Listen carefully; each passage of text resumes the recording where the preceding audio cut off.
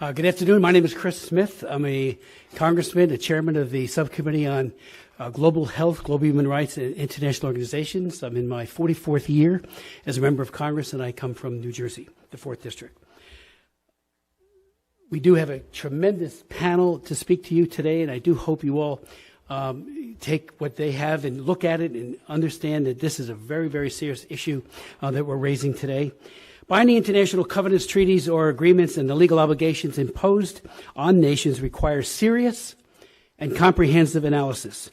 The proposed WHO pandemic treaty or agreement, however, which UN News explicitly states will be binding on any country that agrees to it. Binding. They say, quote unquote, such agreements made between countries have legal standing and are binding, is under consideration by the Intergovernmental Negotiating Body, or the INB, in Geneva, who likely will present a final text on May 27th for the World Health Assembly vote. Outside the INB, however, far too little scrutiny has been given. Far too few questions have been asked as to what this legally binding agreement or treaty means to health policy in the United States and elsewhere. If approved, it remains unclear whether the Biden administration intends to submit this treaty agreement to the Senate for its constitutionally required advice and consent as a prerequisite for ratification. An executive agreement, however, bypassing Senate ratification would be an egregious mistake. It's unclear in the extreme as to how many billions of dollars U.S. taxpayers will be required to give pursuant to Article 20 of the agreement in, quote, annual monetary contributions to the WHO pandemic agreement, close quote. We won't know that amount until, quote, a sustainable funding mechanism is established after the fact by the conference of the parties no later than the 31st of December in 2026. Article 12 stipulates that in the event of a pandemic, real-time access by WHO at a minimum of 20%, 10% is a donation, 10% at affordable prices to WHO for products, for distribution. 20% of what and from where? Whether it's Ebola, HIV/AIDS, cholera, or COVID-19, or any other pandemic we've had to face, Americans have been extremely generous, relied on U.S. agencies which are accountable to the American people to make recommendations and decisions concerning allocation of funds, not unelected bureaucrats at WHO. Article 6 of the agreement calls for the continued provision of essential health services, which includes abortion on demand. There is absolutely no ambiguity here. Abortion is included in the list of essential health services published by WHO in 2020, and we have that in your packet if you want to read it. In the wake of COVID-19, despite the fact that a majority of countries restrict and regulate abortion. Paragraph 13 of the agreement affirms the need to prioritize equity and respect for human rights. Yet, on November 25th, 2021, the WHO made clear that it construes the killing of unborn children by abortion, including dismemberment, child beheadings, and starvation, and that is how the abortion pill works, to be a human right. Article 25 empowers the agreement leadership to enter into bilateral or multilateral agreements on issues relevant or additional to the WHO pandemic agreement, close quote. That's what WHO is already doing, and under the pandemic agreement, it will get worse. Last February, WHO granted abortion provider and promoter IPPF, International Planned Parenthood, officials relation status at WHO. In August, WHO's Director General, Tedros, signed an MOU, a Memorandum of Understanding, with the European Parliamentary Forum for Sexual and Reproductive Rights to advance laws and policy according to the WHO guidelines. And again, that's in your packet as well. I do hope you'll take a look. And what is that, those guidelines? WHO's law and policy guidelines on abortion and this are a supplement to the WHO abortion care guideline, and it proposes creating an enabling environment for abortion and seeks the overturning of laws and regulations restricting abortion, including, get this, waiting periods, parental notification statutes, conscientious objection. In other words, any doctor like Dr. Wenstrup, any other doctor, would not be allowed, if the WHO had its way, to say, no, I don't want to participate. And then they have no gestational limits. 9 months. All 9 months. The baby is vulnerable to death by abortion. As we meet here today, the WHO Executive Board is expected to vote in May to give another abortion-promoting organization, the Center for Reproductive Rights, official relations with WHO status. This is an organization that, like the WHO itself, lobbies for changes in law and uses case law to promote abortion on demand for all 9 months of pregnancy. On January 22nd, 33 pro-life organizations, including the National Right to Life Committee, Susan B. Anthony, Pro-Life America, AUL, Family Research Council, Heritage, Life News, and others, signed a letter that was authored by CFAM to WHO's executive board, urging them to stop the WHO from entering into an official relationship with the Center for Reproductive Rights. There are many other concerns that my friends and colleagues here, these experts, will be getting into in a minute, but let me just bring some attention to Article 18. Which seeks to combat false, misleading, and misinformation or disinformation. With regard to COVID-19, does that apply retroactively to the World Health Organization itself and Director Tedros concerning the origins of COVID-19, misleading guidance, and the malign influence of Xi Jinping's Chinese Communist Party on all matters related to the virus?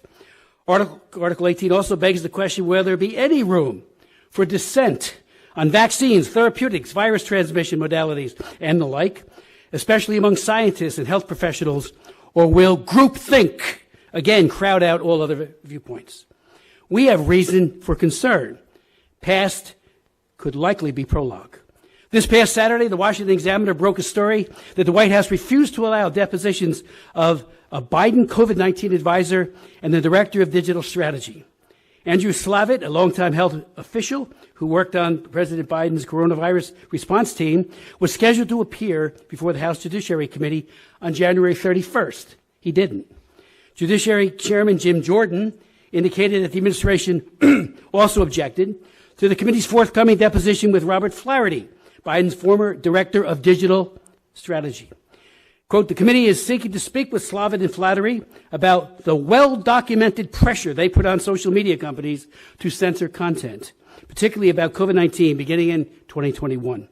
Flaherty, quote, would routinely demand that companies report to him on their practices for removing content, such as posts that showed vaccine hesitancy and borderline content. In one instance, Flaherty became angry, this is according to the report, with Meta in July 2021, indicated he was displeased that the platform's efforts to censor a group that had become known as the Disinformation Dozen, which includes Robert F. Kennedy. This is a quote. Are you guys effing serious? I want an answer on what happened here, Flaherty wrote to Meta. Nations, including the United States, are precluded, let me finally say before turning to my colleagues and friends, are precluded by draft pandemic agreement from taking out reservations, which is a staple. When our Senate looks at and the administration, a treaty, they often take out reservations. Paragraph 5, section this, we do not agree with it. Well, this agreement absolutely prevents that. Article 26, no reservation may be made to the WHO pandemic. It's a one-sentence paragraph in the proposal. So I'd like to now introduce our very, very distinguished panel at today's press conference, beginning first with Dr. Brad Wenstrup, who is chairman of the Oversight and Accountability Select Subcommittee on the coronavirus pandemic. He has done tremendous work to examine WHO's response to COVID-19 and the development of the pandemic treaty, including holding a December hearing entitled Reforming the WHO, Ensuring Global Health Security and Accountability. I would note parenthetically that Dr. Wenstrup served in the U.S. Army Reserve from 98 to 2022, retiring with the rank of colonel. In 2005, he served a tour in Iraq as a combat surgeon, was awarded the Bronze Star and the Combat Action Badge for his service, and in 2018, Colonel Wenstrup was awarded the Soldier's Medal for Heroism. I would also just point out briefly that when a terrorist took to the baseball field and tried to murder Republican members at practice, and unfortunately our majority leader was very, very severely wounded, the man who saved his life at great risk to his own was Dr. Brad Wenstrup. So I'd like to introduce him as well. Thank you.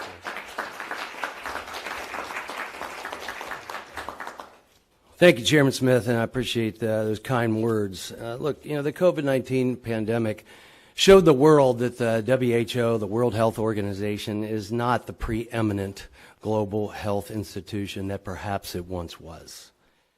To me, the WHO should be there to benefit all of humankind and should not be influenced outside. It should be agnostic of all politics, and those that participate should be agnostic of all politics when it comes to decisions being made by the WHO.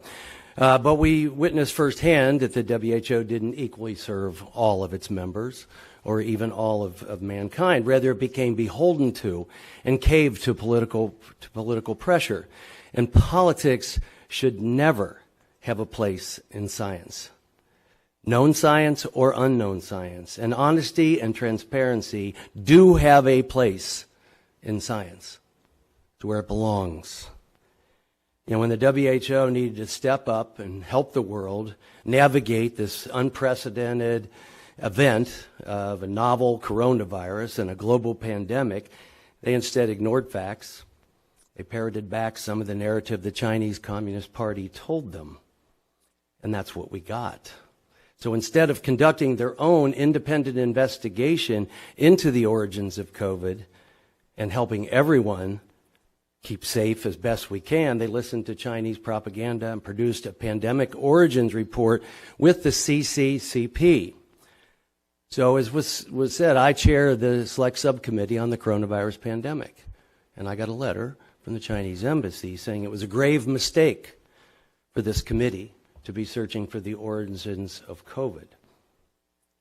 Well, all these actions, these are not actions of a properly functioning, transparent, nonpartisan organization like the World Health Organization should be. You know, we need a system where global public health and local public health entities do not mislead the American public in any way, shape, or form. For example, the WHO denied that COVID-19 was spread via human-to-human transmission, based entirely upon the word of the Chinese government, the CCP. And I think maybe most appalling is the WHO even delayed naming the pandemic a public health emergency of international concern because the CCP confirmed that the spread of the virus was, quote, under control. And that was repeated here and not denied by the WHO.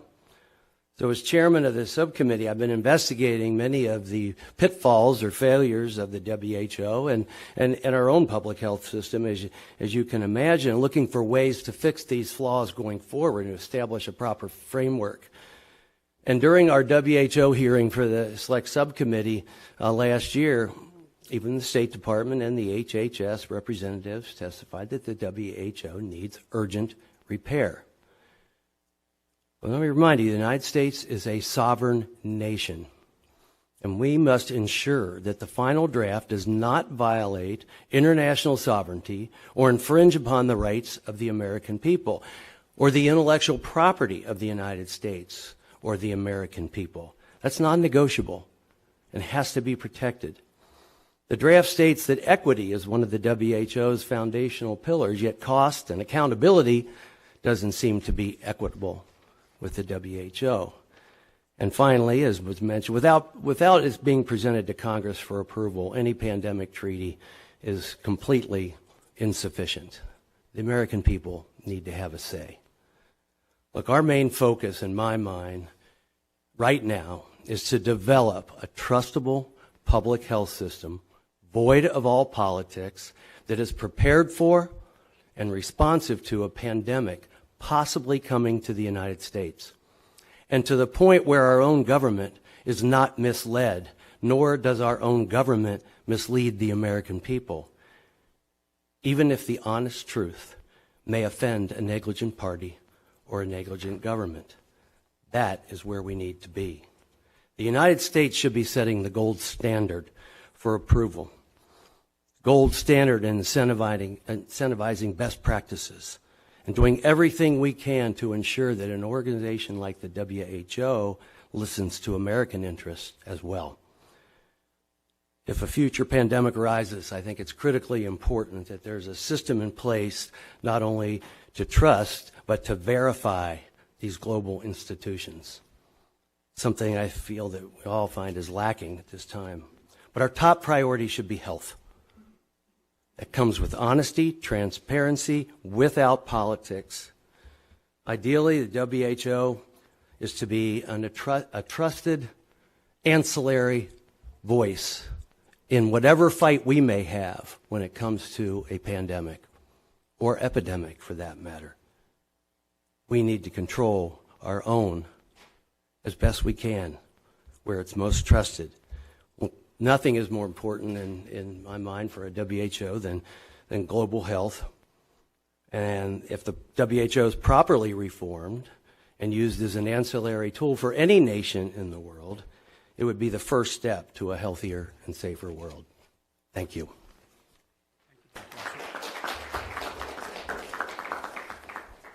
Thank you, Dr. Wenstrup. I'd like to now introduce Ambassador Andrew Bremberg, who's currently president of the Victims of Communism Memorial Foundation. Previously, he served in Geneva as the permanent representative of the United States of America to the European Office of the UN under the Trump administration. Dr. Wenstrup.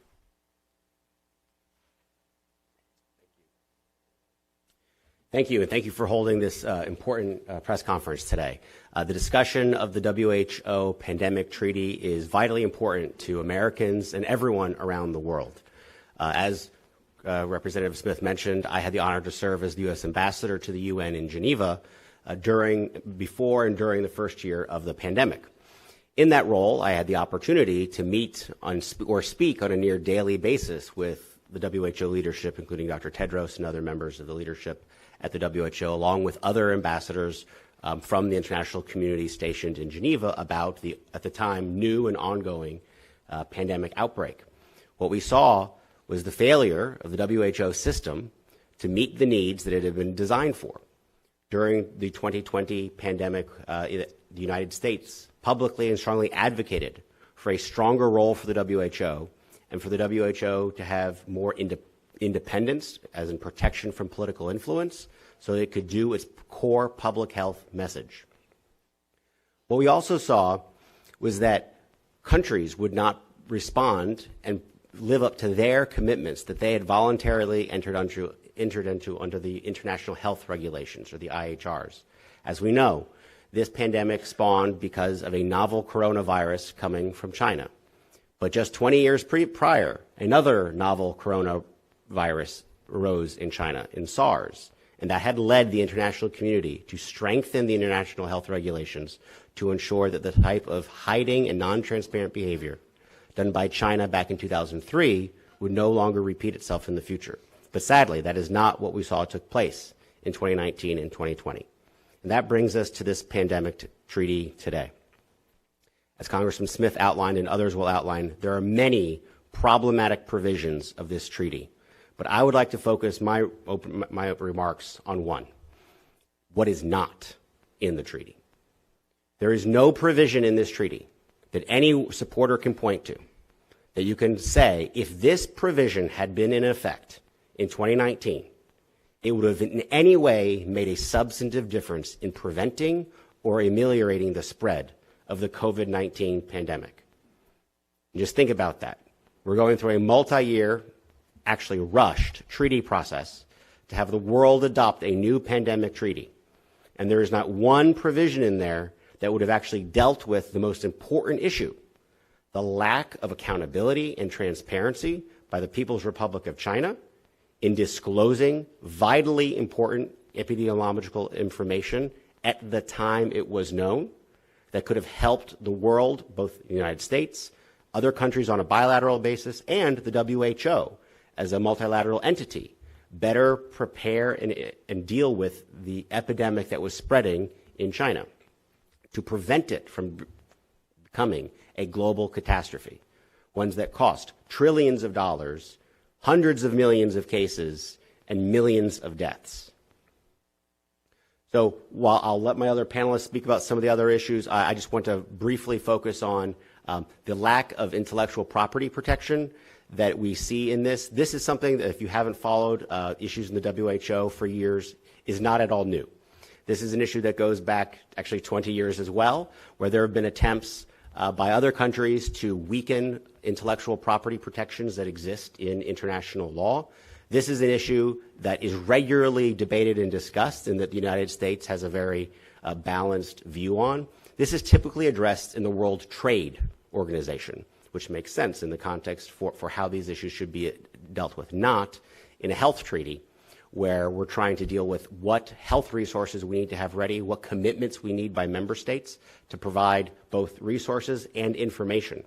So I just want to focus on that point as I close and remind everyone that, as it was already said, this treaty, if entered into, it would have the force of law, could have huge impacts on the United States, and of course would build a larger WHO bureaucracy, which unfortunately, as we saw after 2020, failed the last time. So with no new accountability for either member states or for WHO, it's vitally important that the United States not adopt this new pandemic treaty.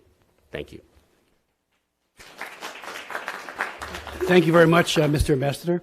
Our next speaker is Dr. Monique Womenhorst, who is an OBGYN and global health expert who served as Senior Deputy Assistant Administrator in the Bureau for Global Health at the U.S. Agency for International Development. She is currently a Senior Research Associate at the Notre Dame Center for Ethics and Culture. Thank you very much, Representative Smith. It's a real honor to be here. And so I'd like to discuss the WHO Pandemic Accord from the standpoint of public health and clinical issues. The WHO Accord is a legally binding document that has as its goal, quote, a world where pandemics are effectively controlled. However, the Accord does not accomplish this and other goals, and it has specific liabilities. Now, as Ambassador Bremberg already brought up, and if we've learned anything from previous outbreaks, and I was in West Africa during Ebola 2014, we learned that WHO's response was hampered by poor communication, a lack of realization of the seriousness of the outbreak, and inadequate action. And as the Ebola outbreak eventually became completely out of control, member states, in particular the United States, had to step in. We also should have learned that siloed vertical pandemic programs can achieve outbreak control, but at significant short and long-term cost in lives and resources. In Liberia, for example, following the intensive efforts to control Ebola, the health system collapsed once international organizations pulled out, and that's a collapse from which the country has not yet recovered. From the COVID-19 pandemic, and we were very much involved with that as the USAID Global Health Bureau was leading the United States response to COVID-19, we learned painfully and at great price the fragility of health systems of both developing and developed countries, and that WHO, as has been stated already, was not able to adequately manage the pandemic response, provide timely and accurate information, or hold member states accountable for their lack of data sharing.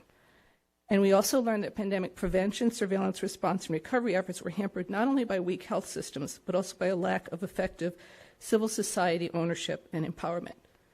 WHO is promoting this accord when it has not yet demonstrated that it has addressed the institutional problems underlying the above failures. Other issues are that, as stated already, there are inadequate measures in this accord to prevent future pandemics. There's a delegation of authorities and resources to WHO, including control over, quote, the collection of patient specimens, material, and data, including genomic data, under the proposed pathogen access and benefit sharing system.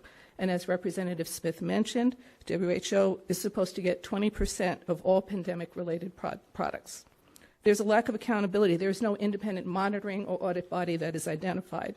There's a clear politicization of public health and healthcare, as has already been stated, a focus on fairness and equity rather than accountability and governance. There are differentiated responsibilities rather than each country having skin in the game. And as I alluded to a moment ago, a siloed vertical approach to pandemic response and control seems to be the focus here, including a focus on a global public health workforce that is deployable to support parties, rather than supporting frontline workers who are often the first to be exposed to and die from pandemic pathogens. As we are all aware, it's not if there's going to be another pandemic, it's a question of when there will be. There is repeated promotion of equity and essential health services, the latter, as noted, being code for abortion access in UN documents and instruments. The Accord disempowers civil society and scientists, clinicians, and public health practitioners in member states who could and should take the lead in pandemic response. And then it also proposes the creation of a complex, challenging, and expensive global health supply chain. At USAID, one of our principal challenges is supply chain for health commodities. Working with one agency, with one government, the job is massive. And to say that WHO has the resources and the capabilities to supplant other existing supply chains simply doesn't make sense. So there are other key problems. Poor governance, including corruption and mismanagement, are leading causes of underdevelopment and weak health systems. The Accord mentions the development of a mechanism, as we've heard, to quote, ensure the fair and equitable allocation of pandemic-based products based on public health risks and needs, without stating what the criteria are to determine this allocation. And so WHO's mandate that states with more resources should pay for pandemic responses in others is inappropriate. WHO does not define the criteria by which a country is deemed to be a developing country, and in fact considers China to be a developing country when it has the second largest economy in the world. Each country, as I said, has to have some skin in the game and take responsibility for its own development journey. So what are the possibilities? Rather than simply ratifying the WHO Accord as it currently stands, there are two possibilities. One, of course, is to push for amendments and revisions, and the other is to consider additional steps that we can take to try to safeguard pandemic response. Among the IHRs, the International Health Regulations, which have already been mentioned, there are numerous opportunities to amend them to provide guidance on the tools needed to prevent or respond to pandemics and how member states should collaborate for pandemic control. This has been outlined in a document by the Congressional Research Service. In addition, language can be added to the IHRs encouraging member states to share data and resources on pandemic response. As I noted, there is no independent monitoring body, which is critical for an endeavor of this size, mentioned in the Accord. And another point is that the IHRs do have the weakness of not having an enforcement mechanism. However, they also should be amended to consider the social, economic, and cultural implications and risks of pandemic response. In their present form, the IHRs do not offer a carrot. Conversely, they also don't offer a stick. And so that language could be added through amendments. Another is to optimize One Health approaches. One Health has gotten a bit of a bad name. But public health veterinarians and others view One Health positively because it focuses in a unique way on the intersection of human, plant, and animal health. For example, biosecurity. Veterinarians might be the first to notice an outbreak of anthrax, which could be a threat to human health. And in addition, there are other pathogens of interest, such as African swine flu and H1N1, which are not necessarily zoonotic, but have an important impact on human health. And so One Health is useful, but it's a two-edged sword. Its politicization has overshadowed its potential benefits.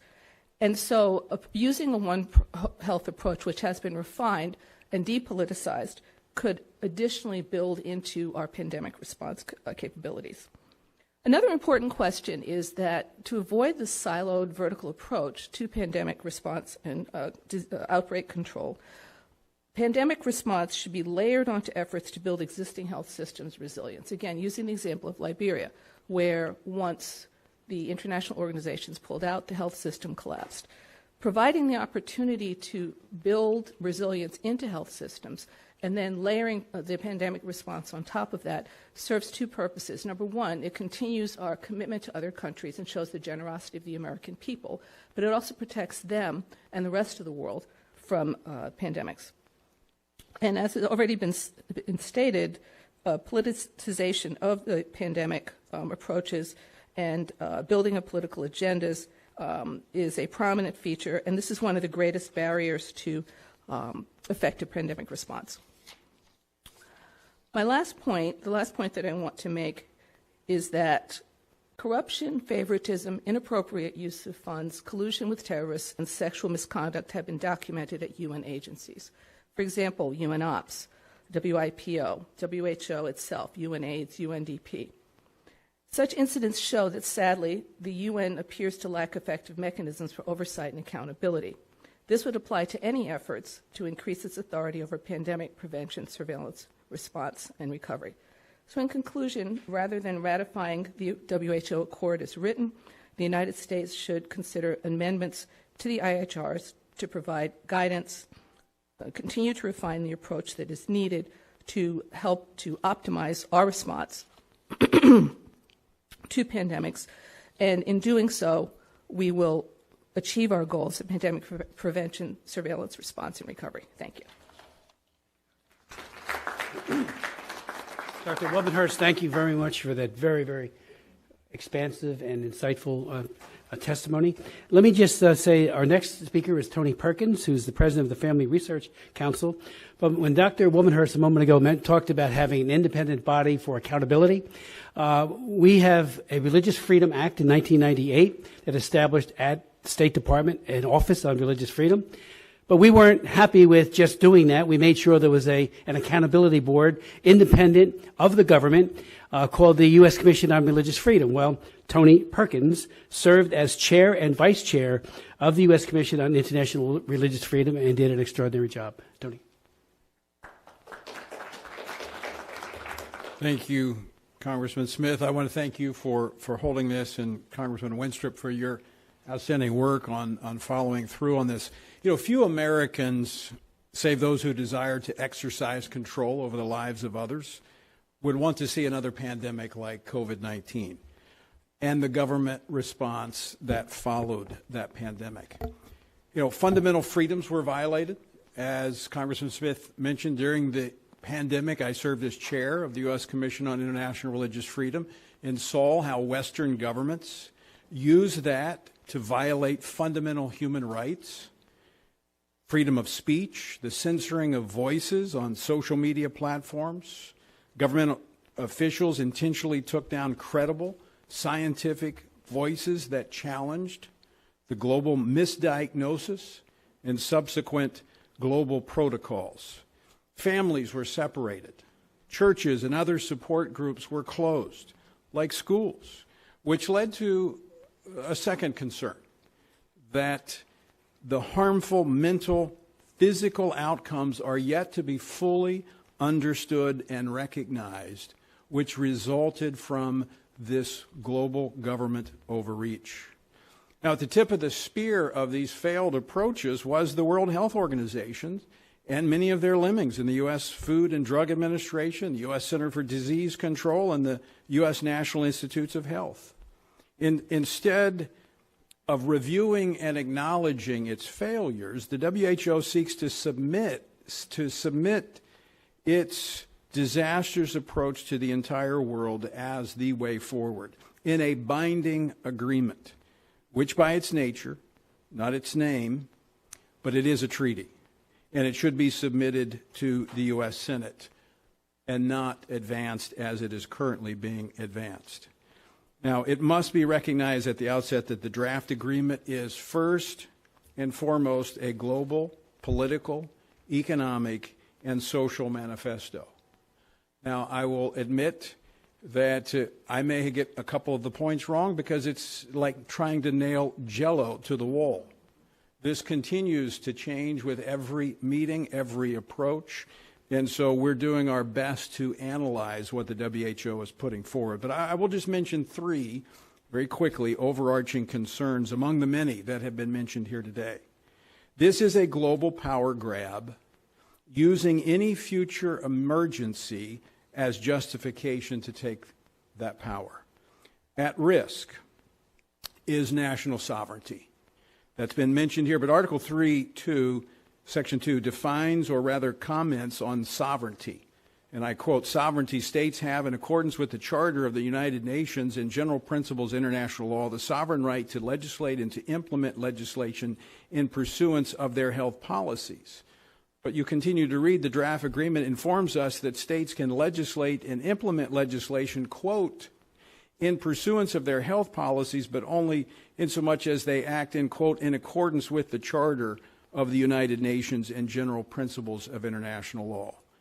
Now, we also notice, if you read it, the term shall appears over 175 times in the document. Now, in legal parlance, shall is mandatory. It is a command. This is anything but a voluntary agreement. The draft agreement also dives into the subject of censorship. The draft agreement presents the reader with this Orwellian concept of infodemic. It's their term. Article 1, subsection 3. Infodemic means too much information, false or misleading information in digital or physical environments during a disease outbreak.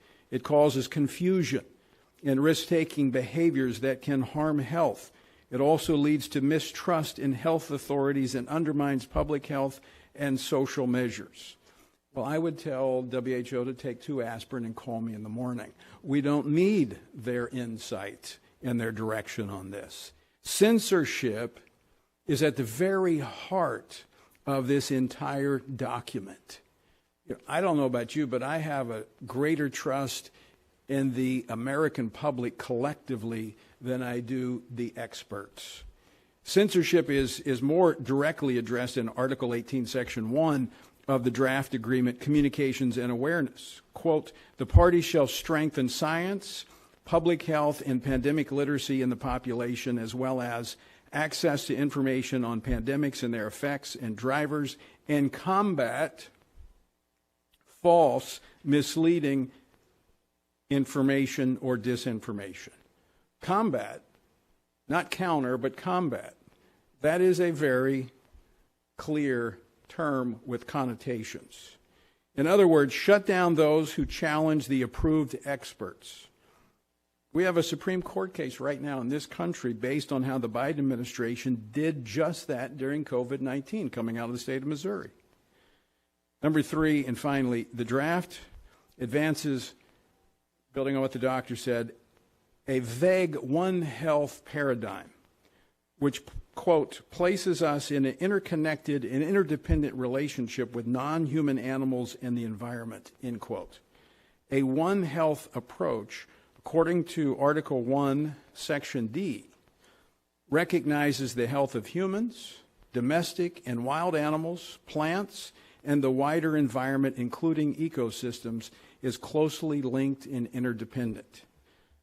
What this has to do with stopping future pandemics is unclear, but it could come in handy to declare a climate crisis if the planet is a patient on the same moral plane as the people who inhabit it. Now, I'll close with this. It's unlikely that archaeologists will ever uncover the planning and zoning agreement from the Tower of Babel. But if they do, I would imagine that it does not differ much in the scope of this attempt at global governance. Thank you very much, Tony. Our next speaker is Brett Schaefer, who joins us from the Heritage Foundation's Margaret Thatcher Center for Freedom, where he holds the post of J. Kingham Senior Research Fellow in International Regulatory Affairs and has written extensively on the WHO and the current pandemic treaty negotiations.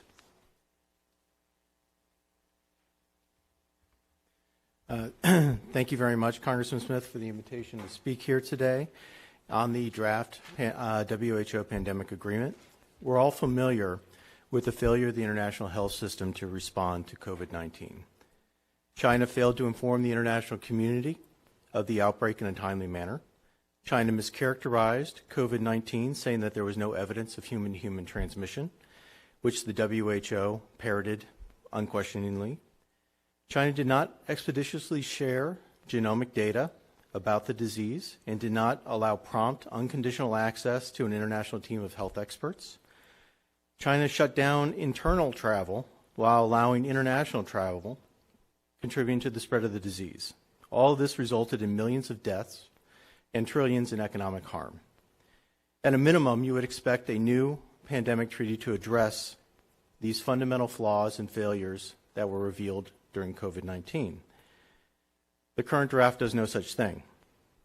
Instead, the draft agreement focuses on curtailing speech, as some people have noted here, mandating resource transfers, weakening intellectual property rights, mandating technology sharing, pushing redistribution of manufacturing and production, and empowering the WHO. Specifically, despite the recent failings as revealed under COVID-19, the draft places the WHO at the center of a future pandemic response system. through its proposed pathogen access and benefit sharing system, and empowers it to claim and redistribute a minimum of 20% of pandemic-related products for equitable distribution through a proposed global supply chain logistics network. These new authorities must be funded, so the draft obligates parties to provide financial resources, both mandatory and voluntary. While the draft provides no specific cost estimates for these expenses, they could easily cost U.S. taxpayers hundreds of millions of dollars, even billions of dollars annually. The draft would require parties to support time-bound waivers to intellectual property and use WHO TRIPS provisions to override intellectual property rights, which will curtail future investment in health research, which is exactly the opposite you would want to respond effectively to a future pandemic. Much of the draft focuses on providing special treatment for developing countries, including financial support and policies designed to promote research collaboration. While there are reasons to support these types of activities to help developing countries bolster their health systems, these efforts should be voluntary, not obligatory through a treaty. In addition, because the UN considers China to be a developing country, they will benefit from special treatment and access to proprietary technology and know-how under the terms of the treaty. These are intended to help low-income countries, not the second largest economy in the world, leaving aside also China's history as the world's most preeminent thief of intellectual property. So to put a cherry on top, the treaty also prohibits reservations, which are the primary way for the Senate to express how it interprets specific elements of the agreements that come under it for advice and consent, and where its reservations and declarations are applied, which parts of the treaty does the U.S. consider binding and which ones doesn't it consider binding. So presenting a document to the Senate and prohibiting reservations, understandings, and declarations is an affront to the constitutional process for the U.S. System here. Quite simply, the draft pandemic agreement falls short in nearly every regard. As mentioned by Ambassador Bremberg, if this treaty were in place, there's nothing, no provision inside of it that would have prevented or addressed the failings that were talked about at the beginning. China's failures to share information, China's failures to be forthright, transparent, and honest, China's failure to curtail travel externally as well as internally. All of these things were not going to be addressed in this pandemic agreement. Instead, we have an agreement that focuses on other priorities that would not have addressed those flaws. I have a paper here that was published this morning by a colleague of mine and Steve Groves at the Heritage Foundation and myself. There are some copies here. It's also available at heritage.org, and it goes into much greater detail about the issues that I've raised here. So thank you very much, and I look forward to questions. Thank you so very much, Brett. Our next speaker is Reggie Littlejohn, who's the founder of and president of Women's Rights Without Frontiers. She has co-founded the Sovereignty Coalition and serves as founder and president of the Anti-Globalist Alliance. And I just would note parenthetically that Reggie has led the effort for years in combating gendercide in China, the killing of baby girls simply because they're baby girls. And when Chen Guangzhen, we were fighting to get him out of prison and then out of China to freedom, she played a major role, and I want to thank her for that. Thank you, Congressman Smith. And thanks also to Congressman Brad Wenstrup for hosting this crucial and timely press conference to alert the world about the growing concerns over the WHO pandemic treaty. Having demonstrated in the last pandemic its corruption and incompetence, the WHO now seeks the world's approval to greatly expand its power and budget through its proposed pandemic treaty and amendments to the international health regulations. It asks us to trust it, to hold China accountable. Through these expanded powers, why should we trust the organization that kowtowed to China in the last pandemic to turn around and hold China accountable in the next pandemic? The WHO refuses to call the pandemic treaty a treaty. It calls it an agreement, an accord, a framework, anything else, likely because it does not want it to be submitted to the treaty process in the United States and worldwide. Regardless, the pandemic treaty is a treaty. The Oxford Reference Dictionary defines a treaty as an international agreement in writing between two states or a number of states. Clearly, the pandemic treaty is a treaty, and as a treaty, it can only take effect in the United States with the advice and the consent of the Senate. Moreover, the pandemic treaty references the international health regulations 4 times, and it says that everything in the pandemic treaty has to be consistent with the international health regulations.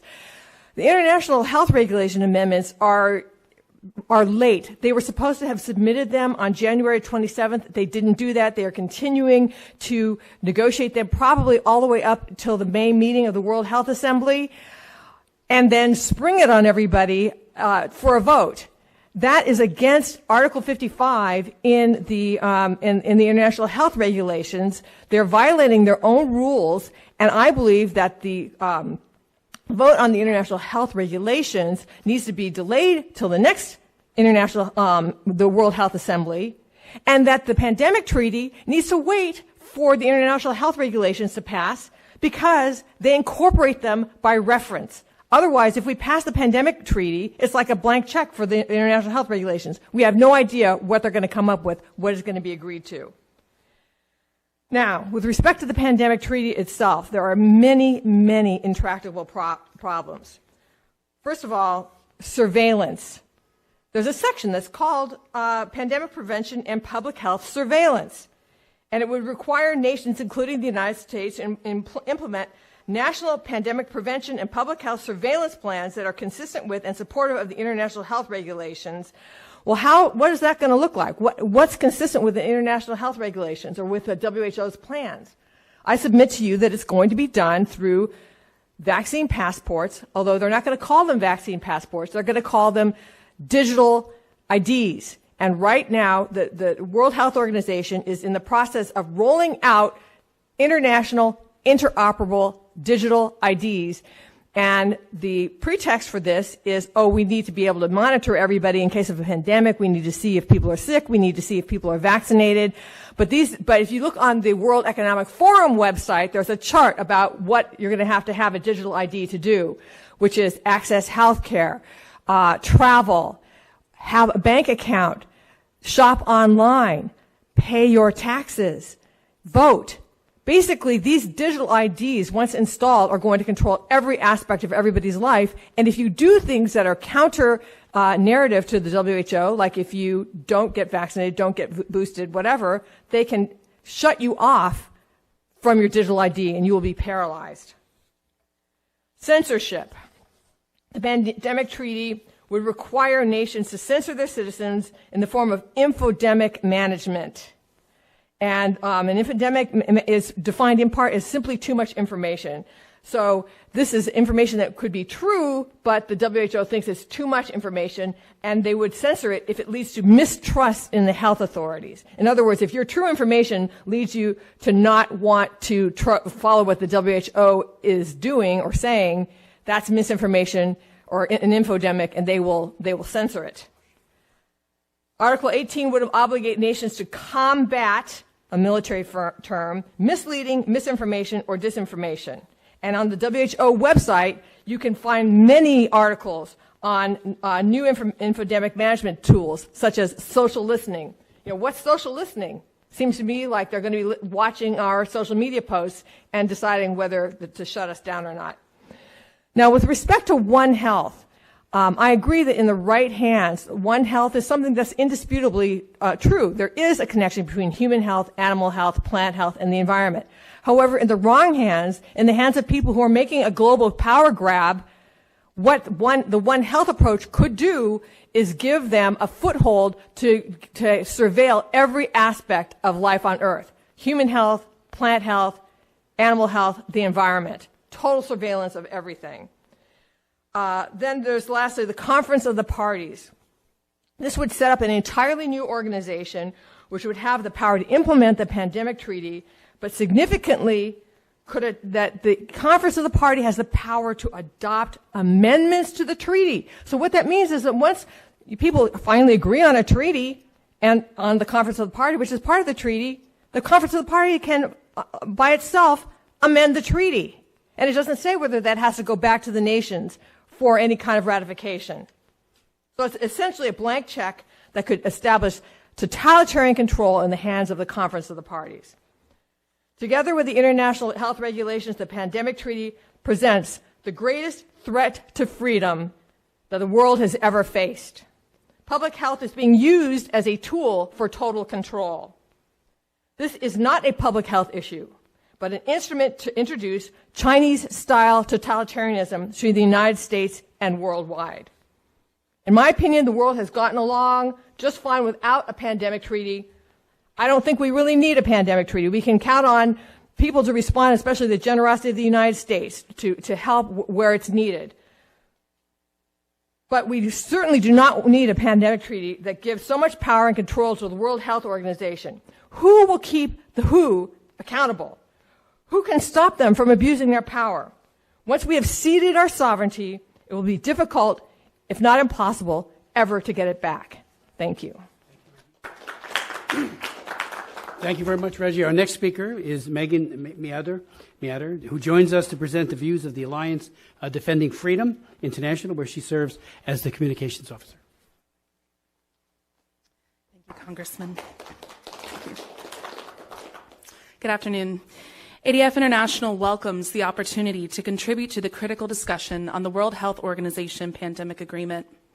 In line with the Charter of the United Nations, we highlight that the international community's efforts to prevent, prepare for, and respond to future pandemics must remain rooted in the fundamental principle of state sovereignty, including in addressing public health matters in line with national contexts and priorities. Additionally, we emphasize the need for the text to place greater emphasis on the critical importance of ensuring respect for human rights and fundamental freedoms at all times, including during emergencies. We underscore that the pandemic agreement must not undermine existing international legal obligations concerning the protection of the human right to freedom of expression, whose restrictions, including on the grounds of public health, must always be implemented with the utmost restraint and in the least restrictive manner possible. Cognizant that there can be no free society without freedom of expression, we must not allow ever-mounting challenges to determining the veracity of information in a globalized, tech-centric world to unduly restrict free speech. Accordingly, it is imperative that the pandemic agreement does in no way lead to a lowering of existing standards by promoting incursions into free expression in the name of public health, when it is possible for both to be held in careful balance. In this context, we are deeply concerned that references in the draft text currently under negotiation to combating disinformation, misinformation, and misleading information, as well as to the phenomenon of an infodemic causing confusion and mistrust, lend themselves to undue restrictions on this fundamental freedom. While every person has a clearly protected freedom of speech, there is no inverse right to be protected from information that could be subjectively deemed false or misleading or simply too much by authorities. On the contrary, the right to seek and receive information is established in international law as an integral part of freedom of expression. As such, it should be valued and safeguarded as the bedrock for enhanced security, scrutiny, and accountability over public health decisions, as past experiences during the COVID-19 pandemic have demonstrated. Furthermore, we urge that the treaty reflect language from previously agreed intergovernmental documents where available and appropriate.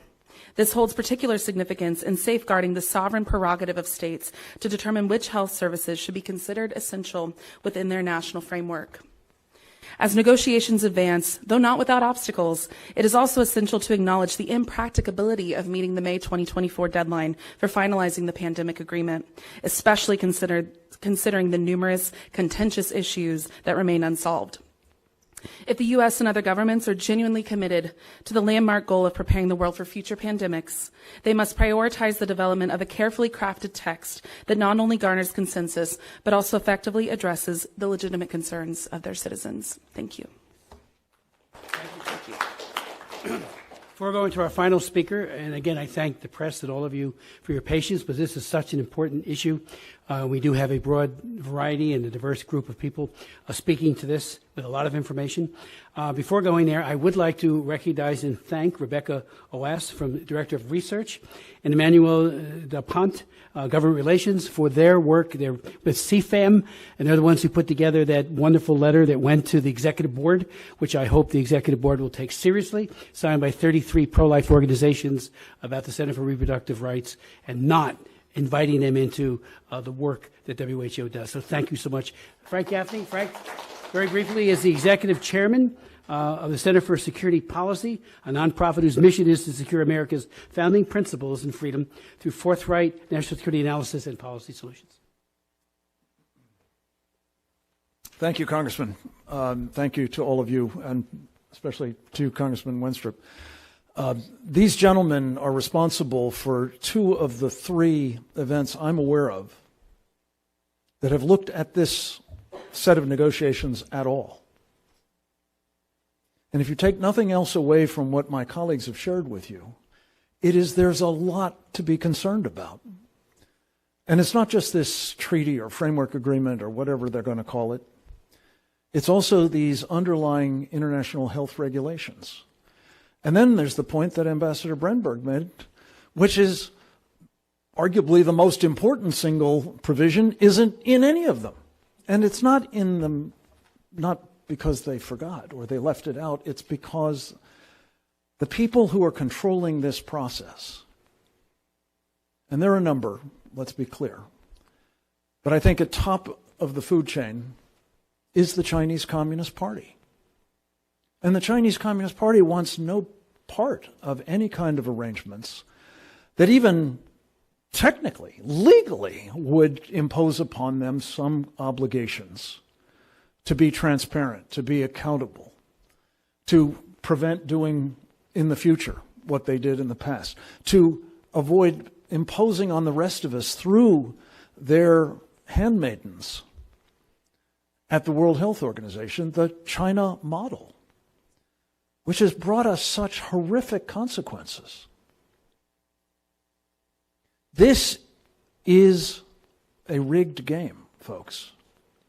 Rigged by the very people who made a weapon of mass destruction and deliberately unleashed it on us and the rest of the world. And that would be, again, the Chinese Communist Party.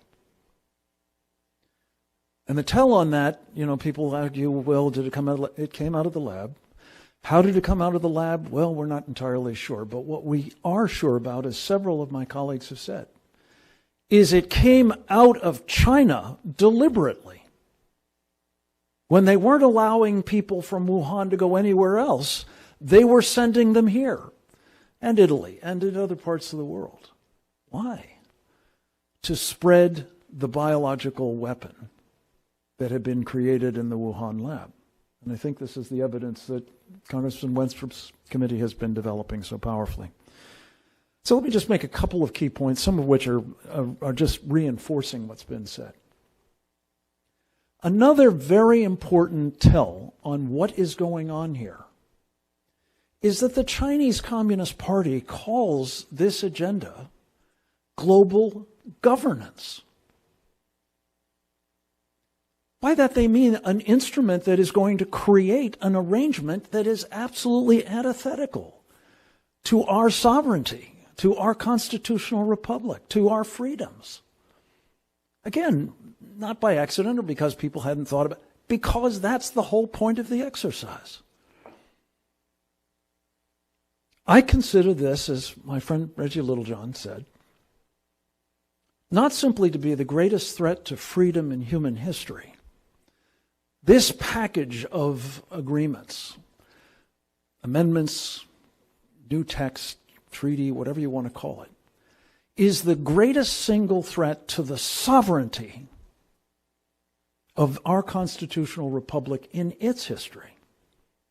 And whatever one thinks about or cares about freedom as an abstraction worldwide, I hope everyone in this room, everyone in this body, everyone in this town, everyone in this country will concern themselves with the idea that down this road leads a global governance arrangement that is designed to crush, not restrict, not suppress, crush the sovereignty of the United States.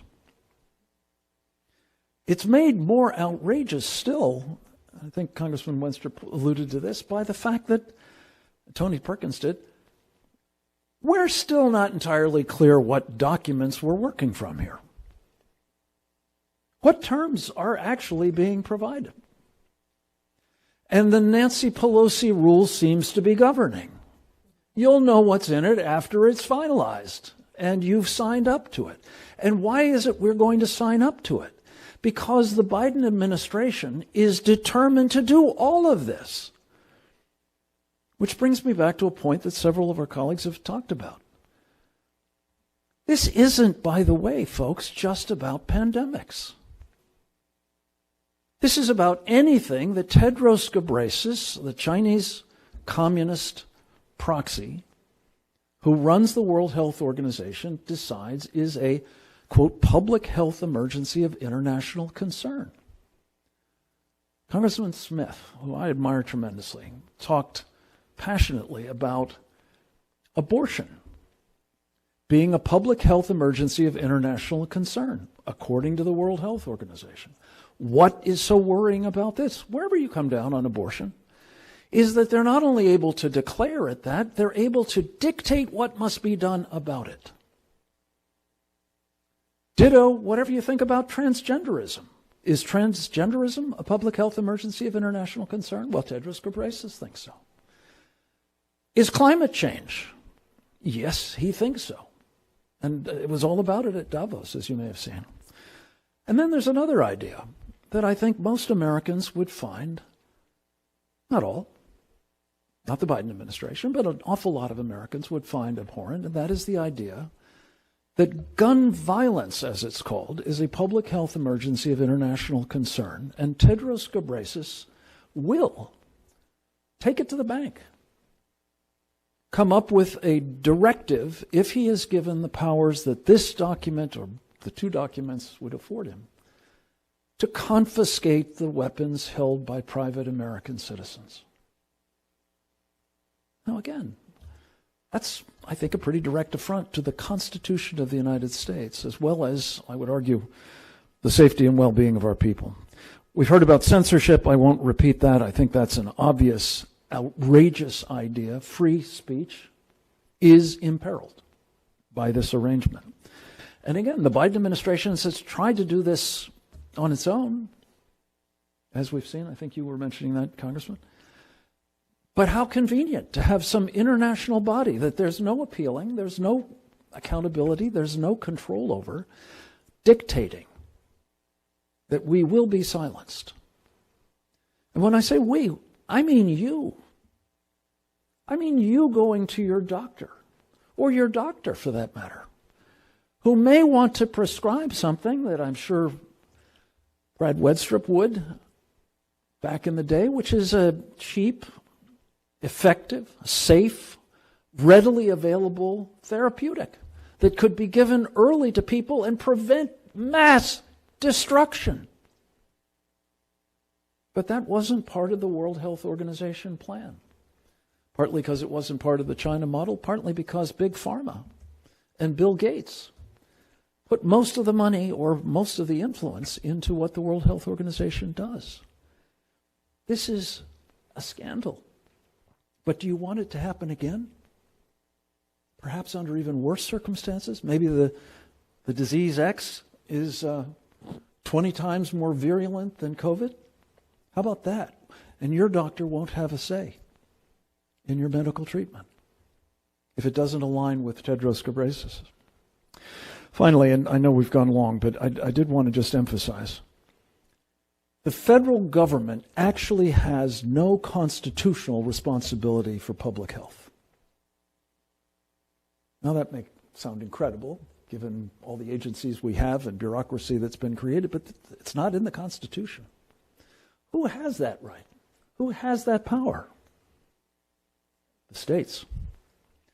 So here you have a program in which the federal government is about to give away powers it doesn't actually exercise under our Constitution at the expense of states who do and who, as things stand now, have no say in this at all.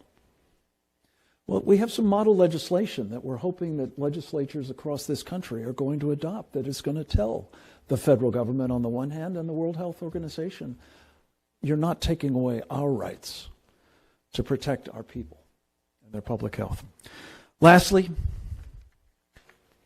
Congressman, what makes this of tremendous importance is that this body, the United States House of Representatives, has done the right thing. In one of the few annual appropriations bills that has been adopted for foreign operations, it has zeroed out the funding for the World Health Organization, and it has said you're not going to get any more funding if you do not send whatever negotiations produced to the United States for its advice and consent. I pray that with all this thrashing that's going on about continuing resolutions and omnibuses and so on, that provision will in fact prevail, because I think it's the only way we're going to spare you, as my colleagues have said, what is hurtling down the tracks at us right now. Thank you. Appreciate you, Congressman. Any questions from the press? Yes. Please identify yourself.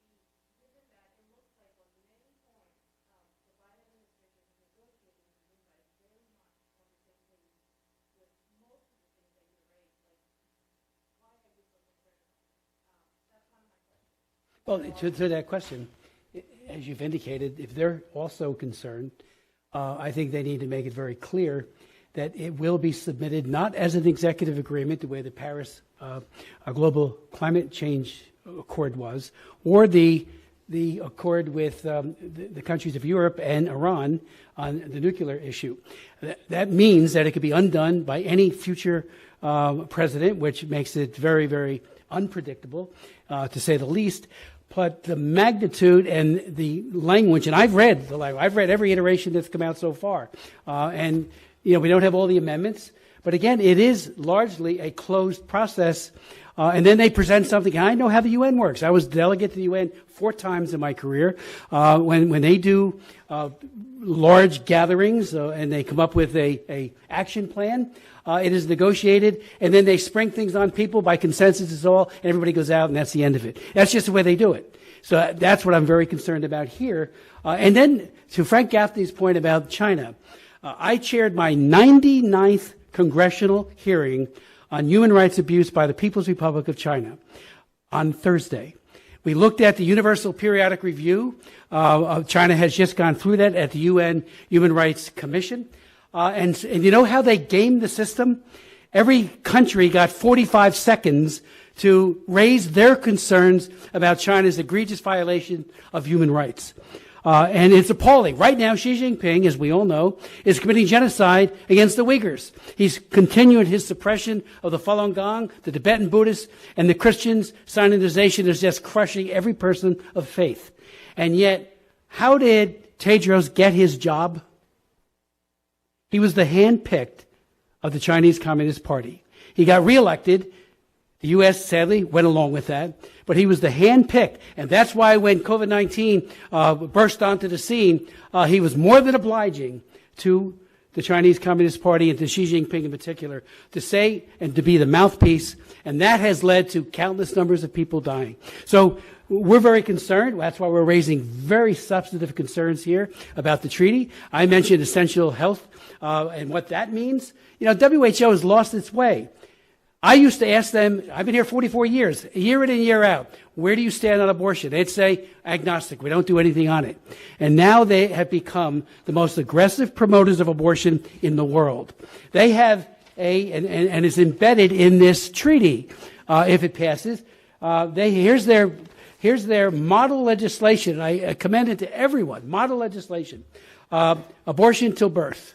It's right there. No gestational limits. As I said in my opening comment, they go through, even a doctor like Dr. Wenstrup, who had to just leave, he would be unable to deny the performance of an abortion or lose his license or worse. That's WHO. Why did they lose their way? When they were formed, unless you construe a baby to be an infectious disease, a tumor or a wart, to be excised. It's a baby. It needs to be protected. So thank you for your point, and hopefully that answers some of it. Yes, sir.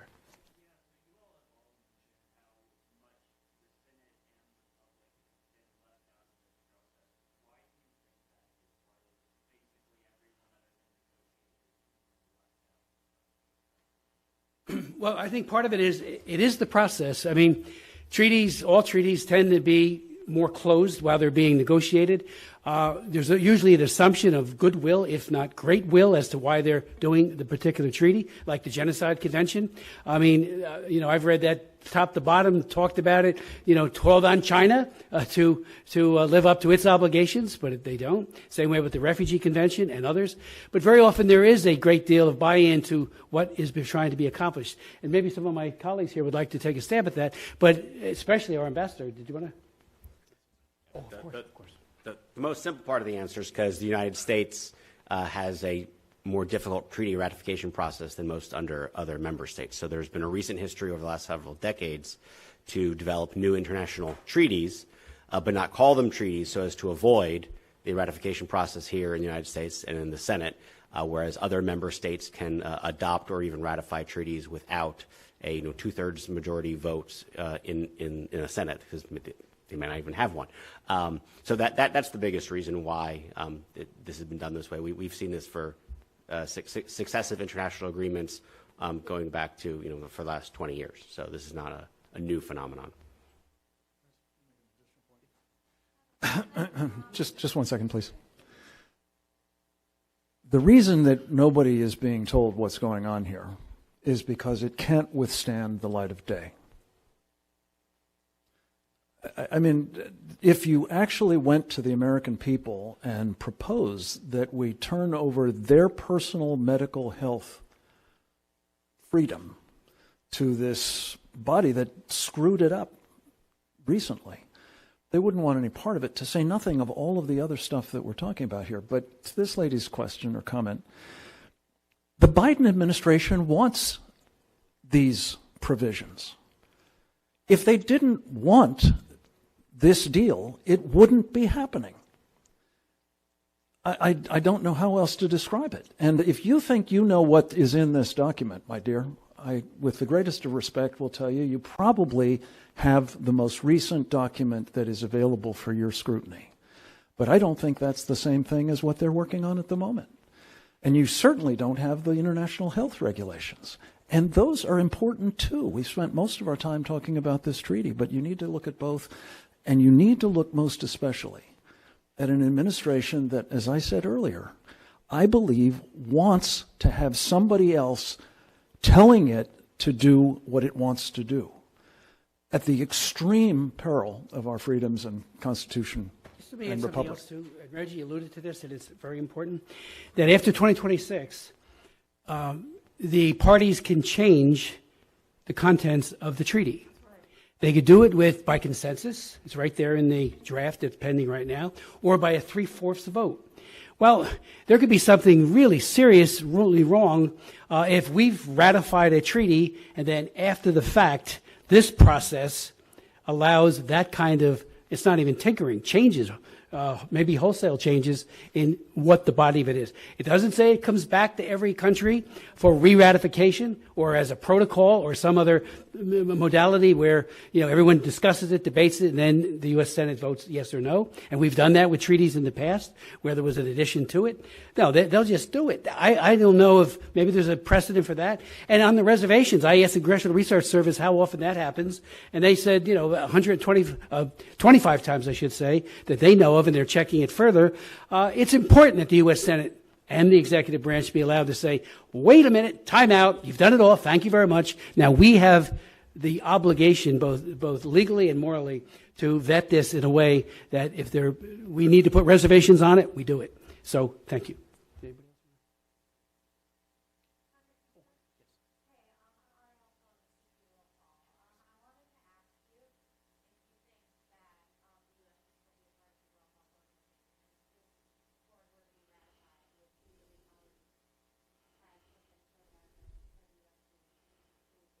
Well, I do think we have to reevaluate our commitment.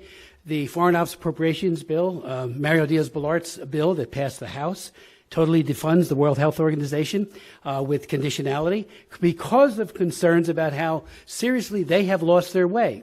We are assessed something on the order of $115 million by the WHO, but under this administration, they've quadrupled. They've given like $500 million more. I could get the exact numbers more in voluntary contributions to the World Health Organizations. There are others that we could work with and hopefully get reforms there.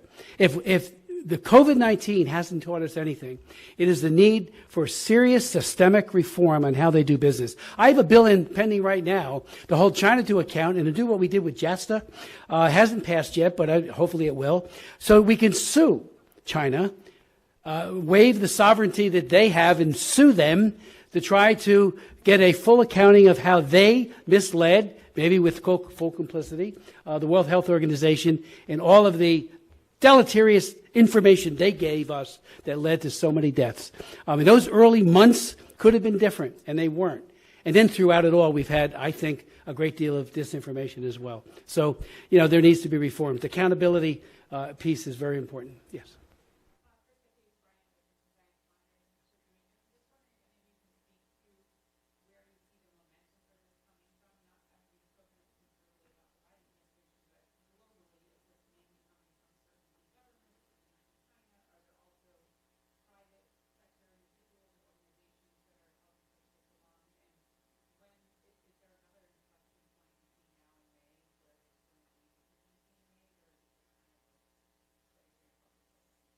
We're going to keep raising questions. Hopefully we'll get answers.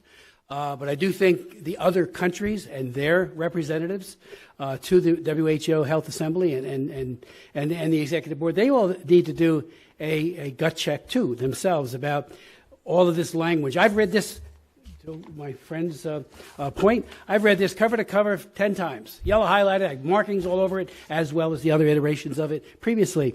There's been some changes made, but when you put it, just language that says we want to be transparent, what does that mean? So to get to your point, I think we're going to keep raising the issues.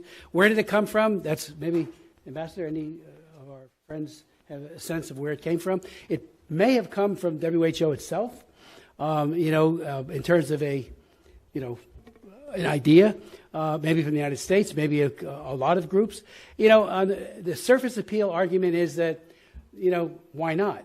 Until you look into the details and say it is a serious erosion of our ability to make decisions. And I saw with so many doctors, when we were going through the pandemic, it's all I did for a number of months in my own district. And I would talk to emergency room physicians and others who did not like even the guidance they were getting from the CDC during those very, very difficult times.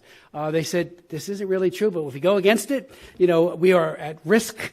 The Board of Medical Examiners might take our licenses. There are all kinds of counter, and as I said in my opening comments, there is a group think here that if the group is wrong and you just absolutely silence dissident voices, you get very bad outcomes. And that's what I think what we got. Yes.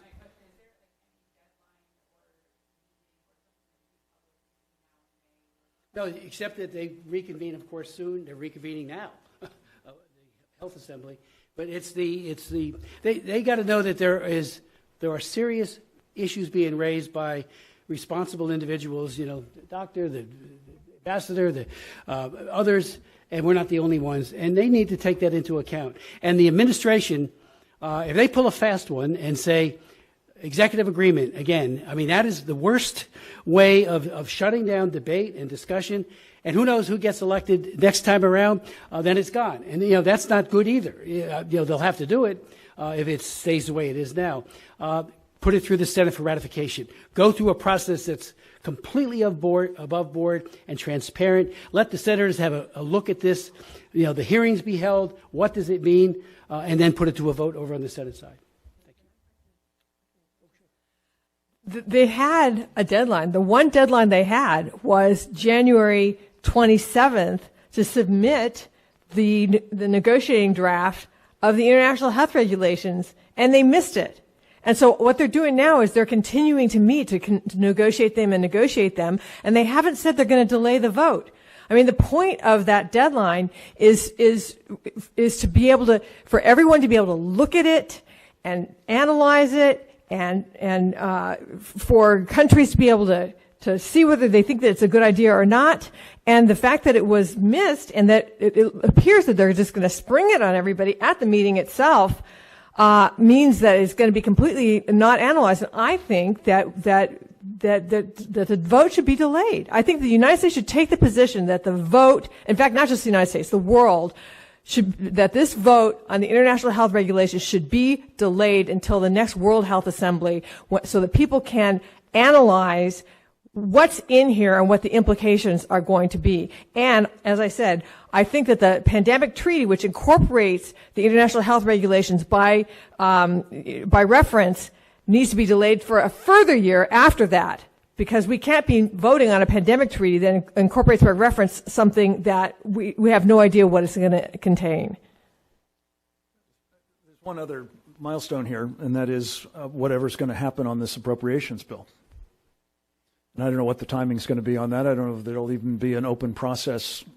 The Senate does not do appropriations bills, as you all know. So how this is going to sort out is an open question, but it's important that there be some kind of public debate about this particular funding.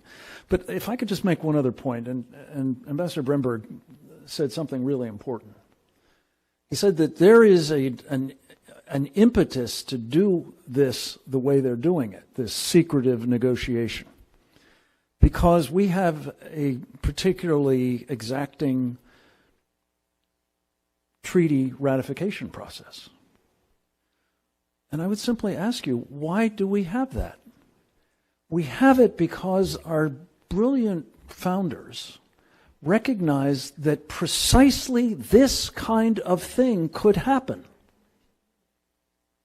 if you didn't have an exacting process. And by the way, with due respect to our friend from Politico, it is actually 67 votes that are required. 2/3 of the Senate has to approve a treaty. Because if you don't have that kind of rigorous process, you can have your sovereignty, your freedom, your constitutional republic snuffed, admittedly, with the consent and connivance of its own executive branch, which is kind of a problem. But it can happen. And that's why Congressman Smith and Congressman Bradstrip, and I hope the majority of this House, will in fact insist that the Senate take this up. And there's another data point that you need to know. I'm not sure you're aware of it. Senator Ron Johnson actually went to the floor of the United States Senate, I think back in February of last year, if I'm not mistaken, and put an amendment that would have simply required explicitly that whatever these guys come up with be considered by the Senate as a treaty. How many of you know what happened there? 49 members of the United States Senate, not quite a majority, but a plurality, voted not to do their job. 47 said, we need to. So if you want to know whether there is a problem here, ladies and gentlemen, when you have the United States Senate saying we're not going to protect the people of this country from having exactly the kind of problem the founders envisioned, here it is. We are at that moment. And again, Congressman, I want to thank you for 99 hearings. And I know that's just on China. I think the record is something like 600 on other subjects. You are a national treasure, and thank you for putting us together. Thank you, Frank. If anyone else has any questions, we'll do it individually if you don't mind at this point, because you've been very, very patient. And we deeply appreciate it, all of us. For any of our distinguished experts if they could stay as long as they can possibly stay as well. So thank you so very much, and the press conference is adjourned.